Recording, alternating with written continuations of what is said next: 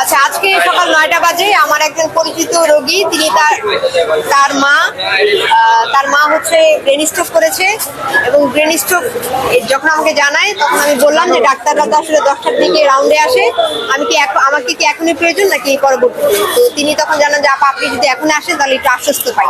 তো আমি 9টার দিকে হাসপাতালে আসি এবং যিনি ডাক্তার তার সাথে কথা বলার চেষ্টা করি রোগীর কাগজপত্র নিয়ে, যে উনি তো ব্রেন স্ট্রোকের রোগী, এখন তার কন্ডিশনটা কি এটা একটু আমি জানতে পারি কিনা। তো তিনি হচ্ছে গিয়ে যাই হোক এক পর্যায়ে তাকে বলেছিলাম যে এই যে টাঙ্গাইলের যে সদর হাসপাতাল বলেন কিংবা ঢাকা মেডিকেল হাসপাতালের যে অব্যবস্থাপনা, সেই অব্যবস্থাপনা কথা বলাতে তিনি আমার সাথে শাউটিং শুরু করেন। শুরুতে তিনি শাউটিং শুরু করেন, পরবর্তীতে আমিও শাউটিং শুরু করি। আমি একজন সাধারণ নাগরিক, উনি আমার সাথে এই ধরনের আচরণ করতে পারেন না। পরবর্তীতে যেটা হয়, ইন্টার্নি ডাক্তার যারা ছিলেন তারা প্রত্যেকে আমার ফোন সিজ করে নেয়, কারণ প্রথমে তারা ভিডিও করা শুরু করে, এরপর আমি লাইভে যাওয়া শুরু করি।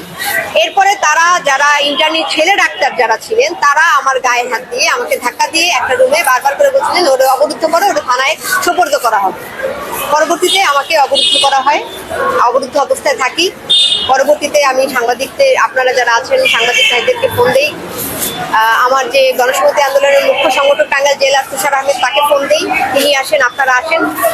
পরবর্তীতে তো আপনারা সব দেখলেন, জানলেন আর কি, যে পরবর্তীতে যেটা হইলো যে একটা প্রশাসন এসেছে, প্রশাসন এসে আসলে ওখান থেকে পরবর্তীতে উদ্ধার করবে।